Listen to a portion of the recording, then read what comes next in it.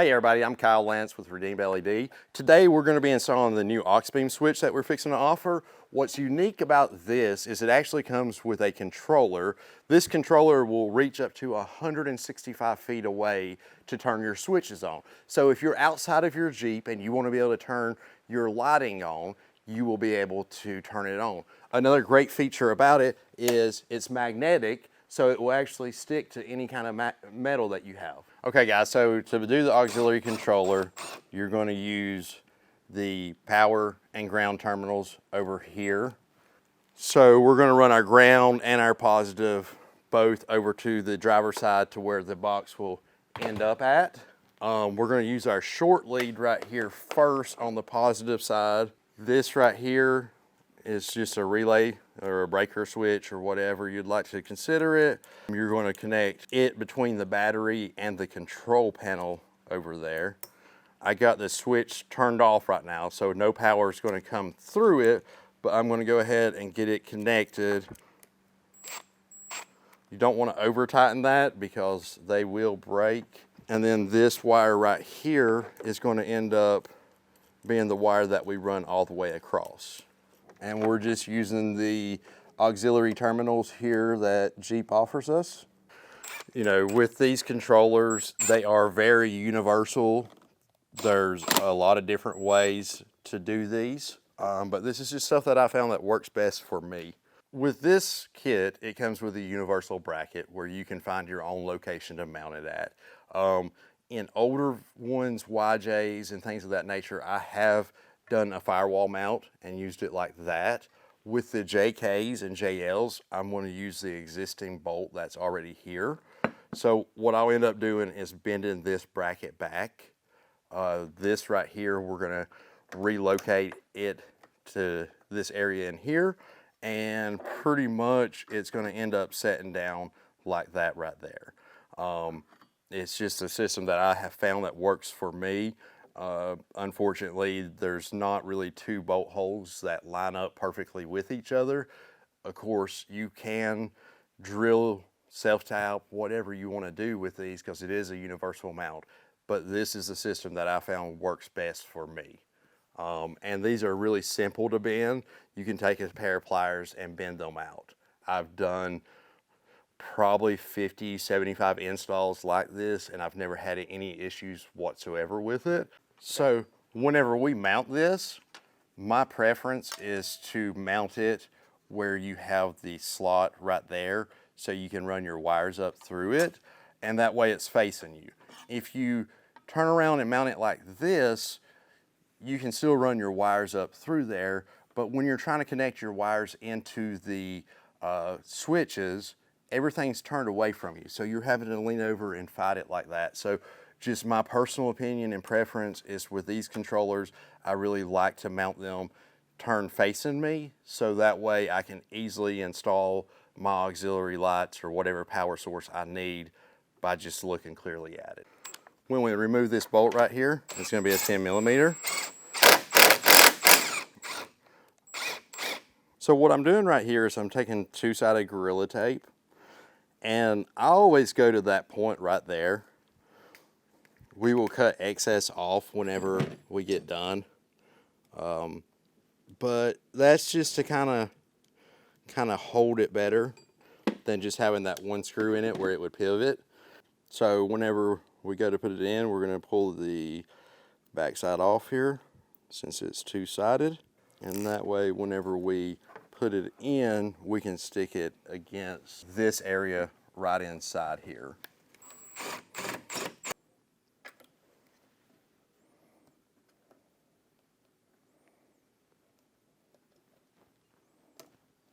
So now what I'm doing is just using the supplied hardware to mount the controller right there.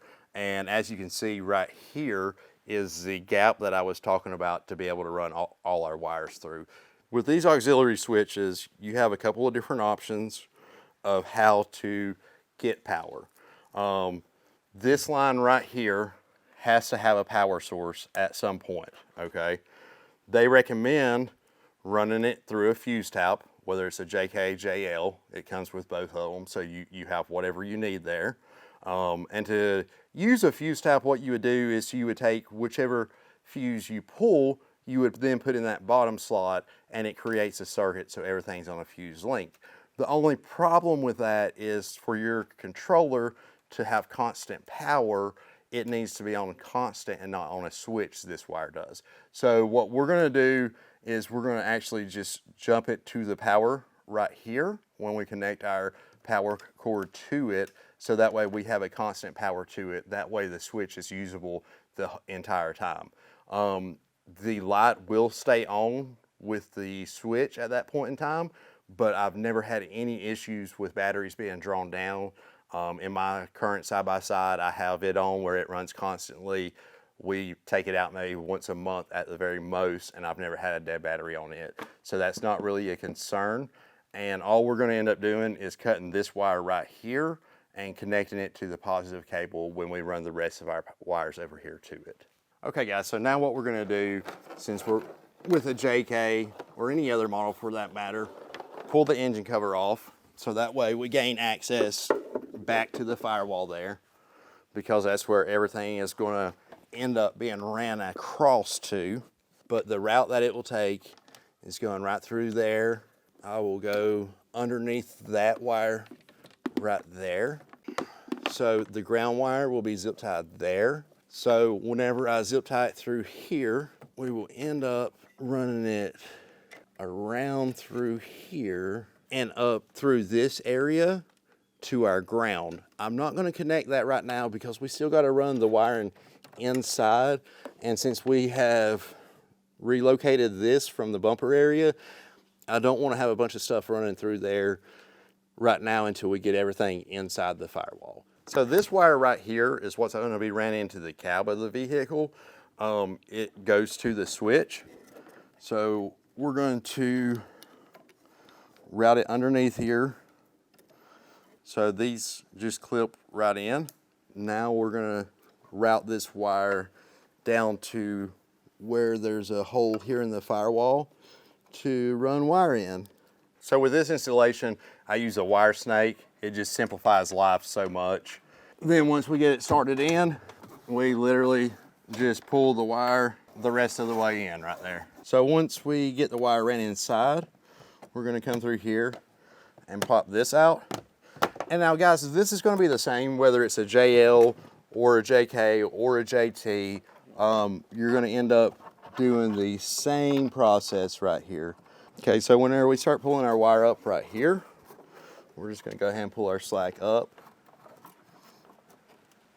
And what I always do is my excess, I will zip tie in this area right here. If you're doing a JL or a JT, you would take the grab handle off so that you could run your wire through there. You can also mount them here. It's a very universal application. This customer has a vector bar, so we're gonna use it to mount our auxiliary switch on. Okay. So with the mounting location of where he's putting it, we're actually just gonna run the wire up to right here, and then our controller will connect into the end over here. So on all of our lights, pretty much, they're gonna have arrows with grooves where the pins connect in between the female and male adapters. You always wanna be certain that you line the arrows up correctly, or else you'll damage the pins, which then will cause the lights to not function correctly. So with the 67 design here, it comes with its own hardware. And what I always recommend with this before you tighten down one side is get both screws started first. That way you have play in it, you can get them both tightened down once you get them started. Okay, so guys, as you can see, the arrows that I was talking about, we're just gonna line them up, connect it together, and then this is called a barrel connector. You're just going to tighten the barrel connector down on it.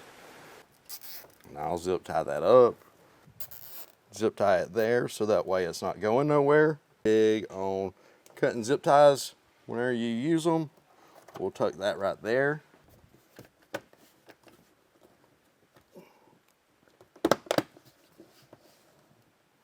And right there it is, guys. All right, guys, so this is the 2-pin auxiliary power that I was telling you about. So what I'm doing here to make it where it has constant power, I'm going to cheat and run it right over here to our power terminal. And all I'm going to do is take a butt connector. It's got the eyelet on it, so that way it will go on our screw. We're going to crimp that on. Normally I would take a heat gun to do this. So any type of heat that you have will make it start to heat shrink against the wire. And then what we're going to do is we're going to take our power wire and we're going to connect this to our power also. So that way we have a clean line for the ground wire that's going to go right next to it here. And then our ground wire will go here on the negative terminal. So to kind of keep everything pulled out of the way, what I'm going to do is just take a zip tie right here, just a small one, and just zip tie this all together to try to keep it as open as possible through here to make it easier for when we start, adding our accessory wires.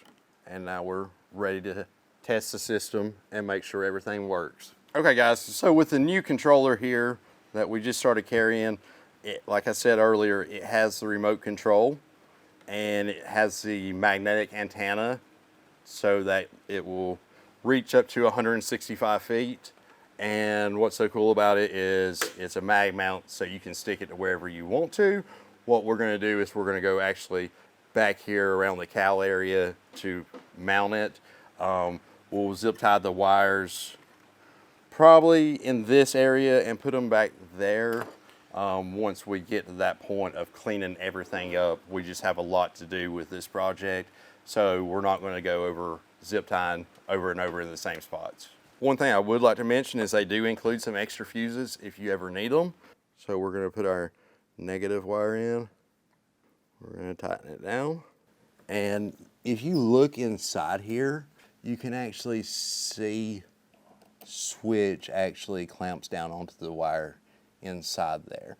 So you want to be sure and open up that gap and be sure that your wire is above it, so that way whenever you tighten it down, it closes down on the wire. All right guys, so we've got all our auxiliary lights hooked up. We got the rock lights on switch number 1. We got the headlights on switch number 8. Anytime you get ready to add more accessories to this, all you have to do is do the power and ground to the appropriate switches. Be sure and hang on to your screwdriver that comes with the kit because it fits those holes perfectly right there. And if you have any questions or concerns, feel free to reach out to us anytime, 828-516-8321. That phone number is also on the website. Thank you guys so much.